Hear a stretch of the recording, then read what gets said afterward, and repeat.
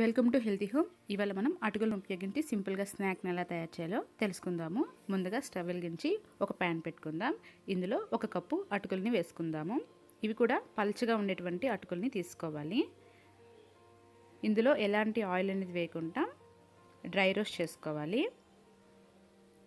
ఇలాగా నిదానంగా గరిటతో కలబెట్టాలి, లేదంటే అటుకులు అనేది విరిగిపోతాయి.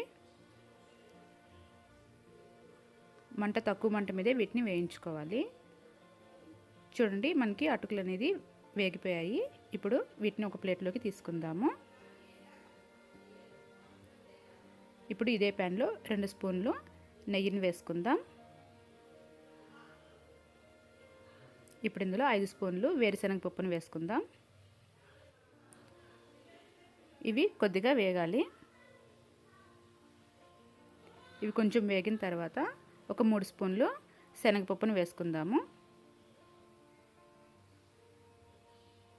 ఇప్పుడు ఇందులో ఒక 5 బాదం పప్పు, 5 కాజు పప్పు వేసుకుందాము. ఇలాగా వలుచుకొని వేసుకోవాలి మధ్యలోకి. ఇవి మనకి లైట్ బ్రౌన్ కలర్ వచ్చేంత వరకు వేయించుకోవాలి.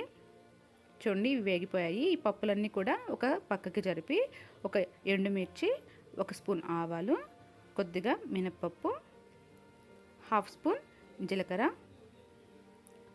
1 రెమ్మ కరివేపాకు, 1/2 స్పూన్ పసుపు,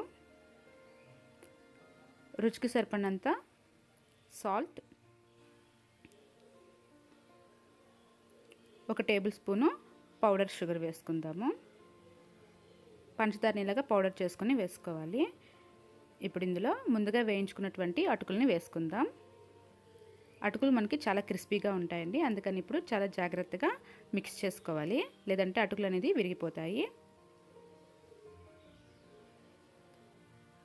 ఇవి బాగా మిక్స్ అయిన తర్వాత స్టవ్ ఆఫ్ చేసుకునేద్దాము.